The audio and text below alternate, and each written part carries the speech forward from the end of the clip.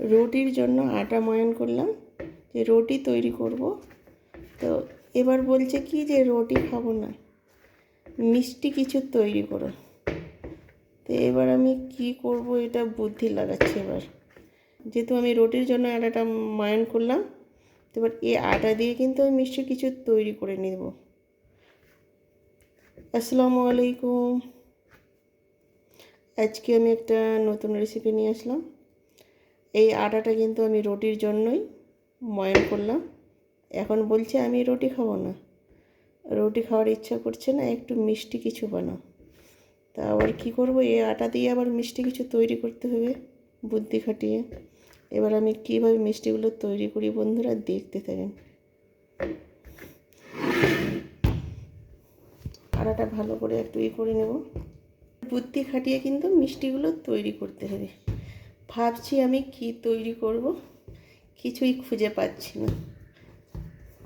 আমি কি মিষ্টি তৈরি করছি বন্ধুরা, না দেখলে বুঝতে পারবে না। আটাটা আরেকটু আমি করে নিলাম। আর আমি একটাই বড় করে আমি করে নেব একবারে, আমি লেচি কাটবো না। এবার গোল করে নেব। আর বেঁচে যাওয়া আটা দিয়ে কিন্তু আমি অনেক রেসিপি তৈরি করেছি। আর এটা কিন্তু আমি রুটির জন্যই আটাটা ময়ান করলাম। ময়ান করার পর বলছে রুটি খাবো না, মিষ্টি কিছু তৈরি করো। এবার কি বলবো, এবার মিষ্টি তৈরি করতে হবে। আমি সম্পূর্ণ আটাটাই নিয়ে নিলাম। এবার রুটির মতো বেলে নেব। দেখো, বড় একটা রুটির মতো আমি বেলে নিলাম।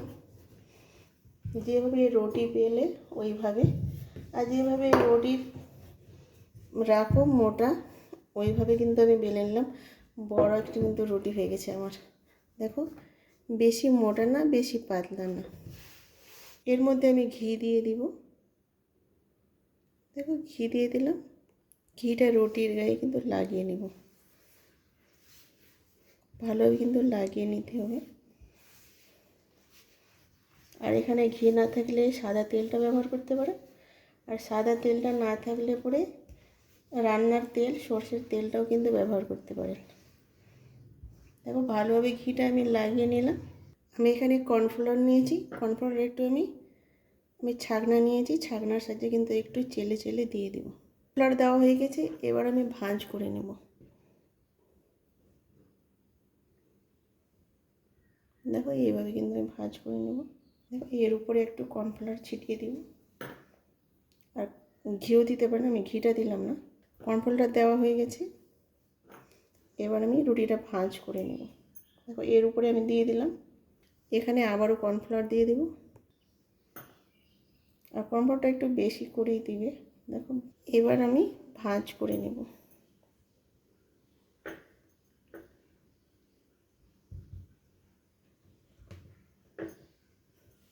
আমি কীভাবে ভাঁজ করছি বন্ধুরা, দেখতে থাকুন। দেখো, এইভাবে কিন্তু আমি দুটো মুখ এখানে নিয়ে আসলাম। এবার এইভাবে কিন্তু আমি ভাঁজ করে নিলাম। আর একটা ভাঁজ দেখতে পেলে বন্ধুরা আমি কীভাবে ভাঁজটা করলাম। এবার এইভাবে চেপে দেব। এইভাবে কিন্তু রুটির মতো বেলে নিতে হবে। যেভাবে রুটি বেলে ওইভাবে কিন্তু বেলে নিতে হবে। কতটা মোটা কতটা পাতলা দেখেই বুঝতে পারছেন বন্ধুরা। খুব মোটা না, খুব পাতলাও না, মিডিয়াম সাইজে কিন্তু রাখতে হবে। এখানে আমি গ্লাস নিয়েছি, এবার গ্লাস দিয়ে আমি কেটে নিব। তো গ্লাস দিয়ে গোল গোল করে কেটে নিতে হবে। আর বড় করলে বড়ও হবে, আর গ্লাস দিয়ে কাটলে পরে কিন্তু সমানভাবে কিন্তু এটা হবে। এটা কিন্তু আমি তৈরি করছি খাজা পিঠা। আর খুব সহজভাবে কিন্তু তৈরি করা যায়, কোনো ঝামেলা ছাড়াই। দেখো, সবগুলো কিন্তু আমার কাটা হয়ে গেছে, ছোট ছোট মিনি রুটির মতো। এক সাইডে রেখে দেবো এগুলো। আর প্রথম থেকে শেষ পর্যন্ত ভিডিওটা দেখবে বন্ধু, একটু লাইক দিয়ে ভিডিওটা দেখবে। আর টেনে টেনে দেখলে কিন্তু বুঝতেই পারবে না আমি কিভাবে রেসিপিটা তৈরি করলাম, খাজা পিঠাটা। আর টেনে টেনে দেখলে কিন্তু ভিডিওর কোনো অংশ ছুটে যেতে পারে, আর ছুটে গেলে কিন্তু বুঝতেই পারবে না আমি কিভাবে তৈরি করলাম। রুটির আটা দিয়ে। এবার এটাকে আবারও হয়ে যাবে।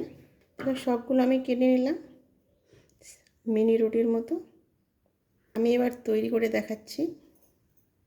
একটা আমি নিয়ে নিলাম। দেখো এইভাবে কিন্তু ভাঁজ করে দিতে হবে, এইভাবে একটু ভাঁজ। এখানে কিন্তু একটু জল লাগিয়ে নিতে হবে। দেখো এখানে আমি ভাঁজ করে নিলাম, মানে অর্ধেক ভাঁজ করবে না। দেখো আমি কীভাবে ভাঁজটা করলাম। ভাঁজ করার পর এখানে একটু জল লাগিয়ে নেব। খুবই সহজ বন্ধুরা। দেখো এইভাবে কিন্তু একটু ভাঁজ করে দিতে হবে। এখানে একটু জল লাগিয়ে নেব। দেখো এখানে এর সঙ্গে এখানে মুখটা জয়েন করে দিতে হবে। দেখো বন্ধুরা এইভাবে আমি আর একটা করে দেখাচ্ছি। এখানে একটু জল লাগিয়ে নিতে হবে আর একটু এইভাবে কিন্তু ভাঁজ করে দিতে হবে। অর্ধেক, সম্পূর্ণটা কিন্তু করতে হবে না, অর্ধেকটা করতে হবে।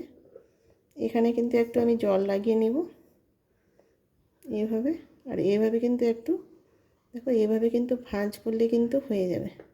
দেখো এইভাবে এখানে মুখটা কিন্তু জয়েন করে দিতে হয়। দেখো বন্ধুরা এইভাবে দেখেই বুঝতে পারলেন আমি কিভাবে তৈরি করলাম। এটা কিন্তু তাড়াতাড়ি সহজভাবে কিন্তু করা যায়, ঝঞ্ঝট হয় না। এটা কিন্তু অর্ধেক। এখানে আমি জল লাগিয়ে নিলাম আর এইভাবে কিন্তু আমি একটু ভাঁজ দিয়ে দিলাম। আর এখানে কিন্তু এটা একটু জয়েন করে নেব। এখানে জয়েন না হলে পরে একটু জল লাগিয়ে নিলে কিন্তু জয়েনটা হয়ে যাবে। দেখো আমি জয়েন করে নিলাম। এইভাবে কিন্তু আমি সবগুলো করে নেব।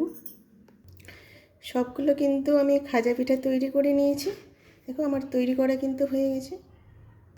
শিরা তৈরি করার জন্য গ্যাসে কড়াইটা চাপিয়ে দিলাম। এখানে আমি চিনি নিয়েছি আর দুটো এলাচ থেতো করে নিয়েছি। আমি চিনিটা দিয়ে দিব কড়াইয়ের মধ্যে। শিরাটা করতে কিন্তু বেশিক্ষণ সময় লাগে না। আমি জল দিয়ে দেবো। 1 বাটি চিনি নিলে হাফ বাটি জল দিতে হবে।